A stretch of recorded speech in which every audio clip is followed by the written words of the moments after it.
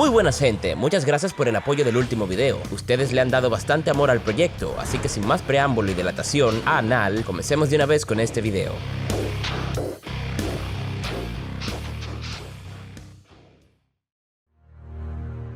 Todos sabemos que son los héroes o antihéroes en los cómics, humanos que en muchos casos tienen grandes poderes como superfuerza, visión de radar, volar, super bigotes y un sinfín de superpoderes. Sin embargo, algo que solemos olvidar es que incluso el más poderoso de ellos son humanos. Incluso aquellos que son aliens de por sí podemos ver su humanidad y su fragilidad. En varios cómics hemos visto sobre la humanidad de los héroes, de cómo con su fuerza de voluntad se ponen de pie una y otra vez. Ahí tenemos exponentes como Spider-Man, Batman, Wolverine, Capitán América y un sinnúmero más. Pero ¿qué ocurre cuando los héroes caen? Y no hablo de qué es lo que ocurre cuando mueren o dejan de existir. Hablo de lo que ocurre en el mundo cuando aquellos con los ideales y los valores correctos dejan de actuar. En varios escritos de Edmund Burke, un filósofo político irlandés del siglo XVIII, escribió una de sus frases más célebres: "Lo único que necesita el mal para triunfar es que los hombres buenos no hagan nada". El diablo, qué duro era el pana. No le mueva ni un milímetro, mi rey. Cuando estás basado, el diablo. Y es justo de lo que hablaremos el día de hoy. Tomaremos de ejemplo dos historias de lo que se consideran las caídas más brutales del mundo del cómic, de cómo aquellos que representan muchas veces la voluntad de luchar contra el mal se retiran.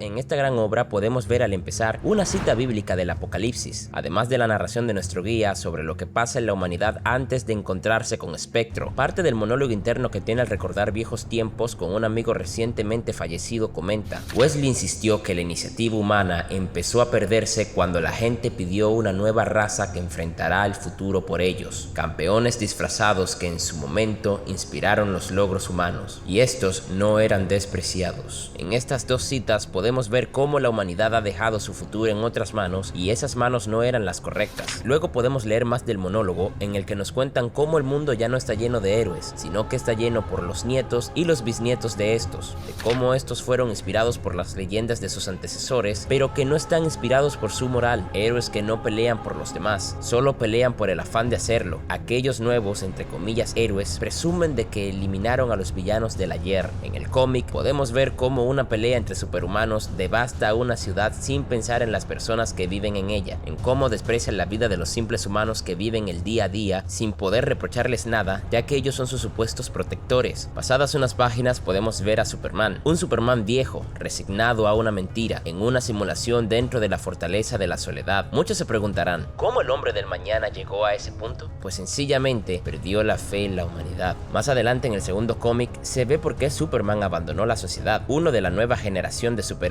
asesina al Joker. Superman lo obligó a enfrentarse a la justicia, pero el resultado no fue el esperado. En palabras de Magog se dice lo siguiente: "Piensa, tú fuiste el que se dejó manipular por el hombre común, Vox Populi, que muera lo viejo y que venga lo nuevo, más brillante y mejor, el último modelo". Eso era lo que querían las masas hambrientas. Magog pensaba que Superman lo encerraría, pero lo que decidió el jurado, o más bien la humanidad, fue distinto. De nuevo en sus palabras: Joker merecía mucho más que pasar su vida encerrado. Sí, yo fui quien lo mandó al otro mundo. ¿Merezco que me juzguen por eso? Bajado en las viñetas se puede ver un diario en el cual anuncia que Magog fue absuelto y su monólogo continúa: Tuve razón, fui un héroe. Superman, al ver que la humanidad había perdido la esperanza, los valores que él representaba, perdió la fe en esta y se marchó, dejando a los nuevos héroes hacerse cargo con nuevos valores que poco a poco fueron degradándose, perdiendo los límites y el aprecio a la vida humana y a aquellos que deberían defender.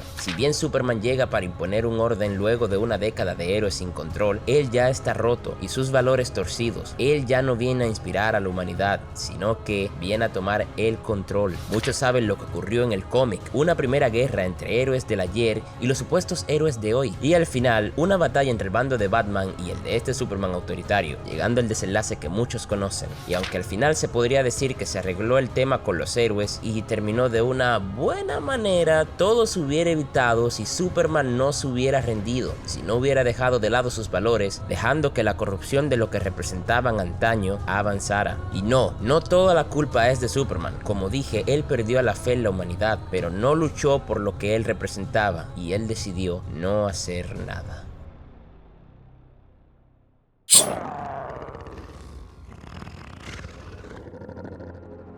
cómic empieza mostrando a un Wolverine herido, destrozado, y los cuadros de texto dicen lo siguiente: nadie sabe qué ocurrió en la noche que los héroes cayeron. Todo lo que sabemos es que desaparecieron y el mal triunfó, y que los villanos han tomado el control desde entonces. Lo que le ocurrió a Wolverine es el mayor misterio de todos. A las páginas siguientes vemos a un Logan viejo y que recuerda con pesar lo que le ocurrió la noche que estos cayeron. Podemos ver la nueva familia de Logan y como es común en los cómics de Wolverine, esto no terminará nada bien. Diablo, pero dejen descansar al canadiense. Espérate, ¿canadiense? Ah, no, está bien, se lo merece por canadiense podrio. En el segundo capítulo podemos ver cómo un viejo Clint Barton, que después de asesinar a unos Ghost Riders, le preguntan a Logan qué fue lo que le hicieron, y Logan, después de un breve flashback, le dice: me destrozaron, nene. Es la única razón por la que sigo vivo. ¿Pero por qué llegó a este estado? Bueno, mis queridos fachos de ultraderecha, tomen asiento, y si ya están sentados, pues párate para volverte a sentar, porque lo que viene es megaturbio. Los villanos llegaron a la Mansión X, Logan se desató y defendió el hogar de los mutantes con todo lo que tenía. Atravesó, desmembró, decapitó y todo lo innombrable que una persona con garras y un salvajismo frenético te podría hacer. Los mató a todos y no dejó a ninguno de ellos con vida. Pero algo pasó. El villano Bullseye le habla. Logan, alto, por favor. ¿Por qué haces esto?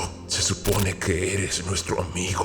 Todo fue un truco de Misterio. Sobrepasó su súper desarrollado olfato e hizo que matara a todos sus compañeros. Luego de eso podemos volver a la parte inicial del cómic. Un traumatizado Logan juró no volver a dañar otra alma. Dejó de sacar las garras aunque sea para defender a los demás, y luego él se arrepentiría de dejar que el mal avanzara. Al igual que no hay peor ignorante que está cómodo con su ignorancia, la inacción no es neutralidad, es consentimiento disfrazado de cobardía. Sí, papá Francisco, ojalá te esté revolviendo en el infierno, diciendo que el capitalismo mata y hasta diciendo que Trump era el mal en la tierra. Pero ahí te veíamos juntándote con dictadores, blanqueándolo incluso. El diablo te tiene un asiento bien acomodado al ladito del mamagüey.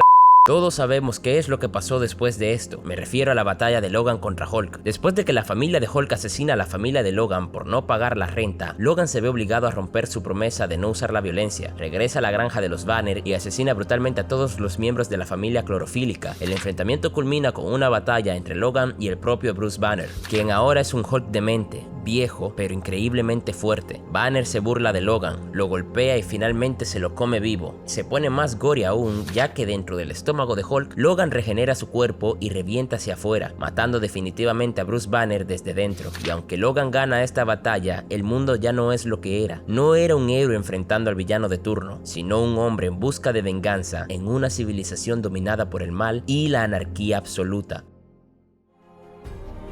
Y así, mi gente, queda más claro que lo que pasa cuando los hombres buenos no hacen nada. El mal no necesita ser más fuerte, más listo o más rápido. Solo necesita que quienes tienen los valores, la moral, la convicción de hacer lo correcto, se queden sentados, que bajen los brazos, que digan ya no vale la pena. Porque en ese instante, cuando los héroes se rinden, cuando dejan de actuar, el mal no solo avanza, se instala, se reproduce y se normaliza. Tanto en Kingdom Come como en Old Man Logan, vimos cómo la ausencia de los verdaderos héroes no deja un vacío neutral, lo llena la peor versión de lo que alguna vez representaron. No se trata de solo perder una pelea, se trata de dejar que el mundo olvide por qué se luchaba en primer lugar. Así que, la próxima vez que escuches esa frase de Edmund Burke, no la repitas como si fuera una cita linda para Instagram, cárgala con el peso que vimos hoy, porque cuando los buenos se callan, se retiran o se rinden, no solo pierden ellos, perdemos todos. El que calla frente al mal, ya eligió su bando.